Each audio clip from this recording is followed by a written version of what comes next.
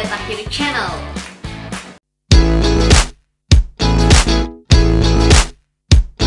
Sebelum mulai, jangan lupa di subscribe dan like bagi yang suka. Bagi yang nggak suka, ya udah nggak apa-apa, di dislike aja.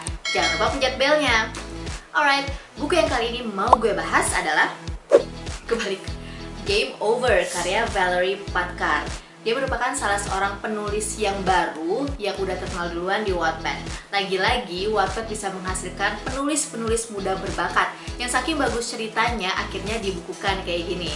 Dan for your information, buku ini termasuk masih fresh karena baru dipublish bulan Februari 2020. Nah, langsung aja nih, gue mau review dari segi covernya. Gue cukup suka dengan covernya karena dia pakai warna-warna pastel yang soft gitu. Dan kalau menelisik dari judul dan juga desainnya, gue udah bisa nebak kalau buku ini ada cerita-cerita tentang game gitu. And looking at the synopsis, it's definitely a romance. Jadi dari sinopsisnya gue bisa tahu kalau ini of course adalah kisah cinta. Walaupun cuma 3 bait, tapi ini kayak mewakili isi dari bukunya gitu. Karakter-karakternya sendiri ada siapa aja sih? Nah, seperti di kisah-kisah cinta kebanyakan, pasti ada cewek dan cowok. Cowoknya ini namanya Glendy Adi Junior yang biasa dipanggil Glendy. Dia adalah seorang cowok yang ramah dan suka banget main game. Ada juga ceweknya namanya Jaran Nindya Shah yang biasa dipanggil Jelly. Dia merupakan seorang cewek introvert yang cantik dan pinter banget. Ada juga keluarga si Glendy dan keluarganya Jelly.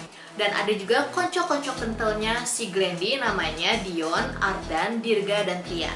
Masuk ke inti cerita. Jadi Jelly dan Glendy ini ceritanya satu sekolah SMP. Nah, si Glendy kayak mau deket-deketin si Jelly terus, tapi bukan deketin modus gitu. Si Glendy berusaha untuk duduk di sebelah Jelly setiap sekolah. Tapi karena si Glendy itu berisik dan juga bawel banget, dan juga dia sering main game di tengah-tengah pelajaran, si Jelly yang merupakan seorang murid teladan tuh suka sebel gitu sama si Glendy.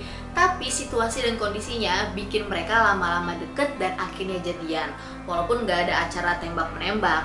Nah, mereka pun jadian untuk waktu yang lumayan lama ya, 8 tahunan gitu, sampai akhirnya mereka kuliah bareng.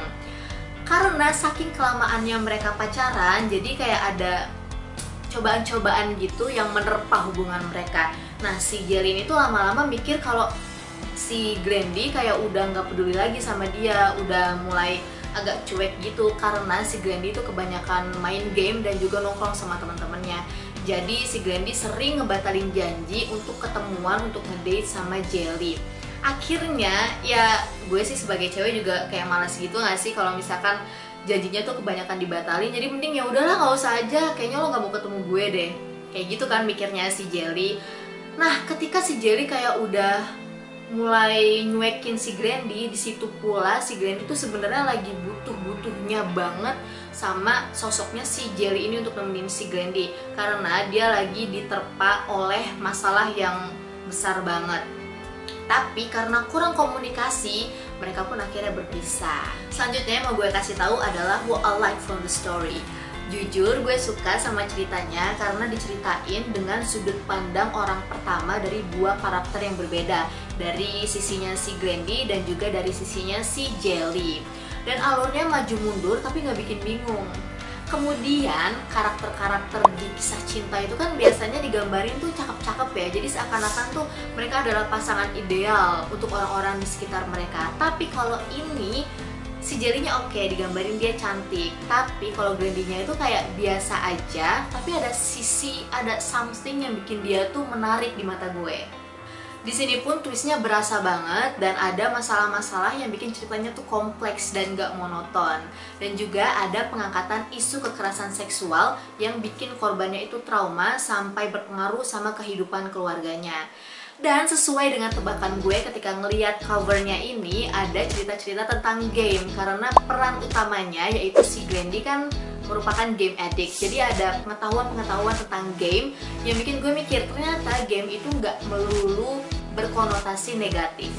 Poin selanjutnya adalah bahasa yang dipakai untuk menyampaikan cerita di sini tuh lugas, lucu, dan juga nggak maksa. Jadi bikin gue sering cengengesan gitu pas baca karena ada humor-humornya. Terakhir, walaupun buku ini happy ending, tapi nggak seindah kayak di fairy tale gitu. Karena jujur gue nggak terlalu suka sama kisah-kisah cinta yang terlalu lebay, yang bikin karakternya itu terlalu bucin. Tapi kalau ini tuh ceritanya kayak ngalir gitu, jadi gue ngerasa emang kayak gini ending seharusnya di buku ini. Selanjutnya, what do I get from the story? Well, di sini gue dapat pelajaran kalau semua orang itu nggak sempurna, jadi masing-masing punya kelebihan dan kekurangan. Sebagai orang-orang yang ada di dekatnya, kita harus bisa menerima itu semua. Tapi yang paling penting adalah kita harus bisa menerima keadaan dan juga kondisi diri kita sendiri. What about what I don't get from the story?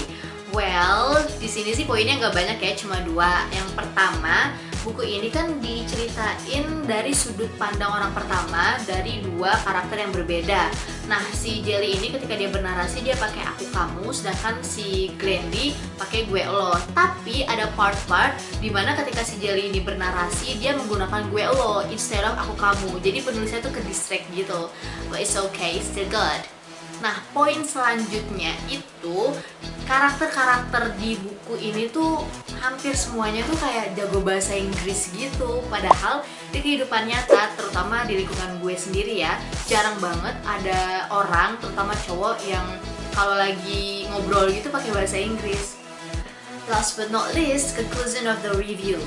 Riset yang matang akan menghasilkan karya yang kece, ketahuan banget ya. Penulisnya tuh risetnya tuh dalam banget, jadi ceritanya enak dan ngalir gitu buat dibaca. Dan poin kedua adalah harga. Satu buku ini harganya 99.000.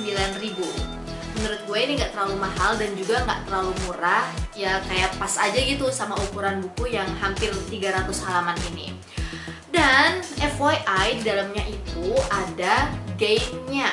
Tapi kalian harus sambil baca sampai habis gitu untuk bisa mainin gamenya ini. Buku ini bukan cuma satu seri, karena ini adalah seri pertamanya dari dunia Loversation. Jadi akan ada 4 buku lainnya yang akan mengikuti. Judulnya ada Layak Diingat, Logika Asa, Langit Alaska, dan Loversation. Tapi berdasarkan riset gue, buku-buku selanjutnya itu nggak bersambung dari Game Over ini. Jadi dia akan menceritakan kisah dan juga karakter yang baru. Nah, terakhir nih, setelah gue kepoin Instagramnya Valerie Patkar, gue tahu kalau dia adalah seorang K-popper. Tapi gue salut karena di bukunya ini ceritanya sama sekali nggak ada nuansa-nuansa Koreanya. I like it. Alright, Konco Virtual, sekian dulu review gue kali ini. Semoga menginspirasi kalian untuk mau membaca. Sampai ketemu lagi di video-video selanjutnya. Bye!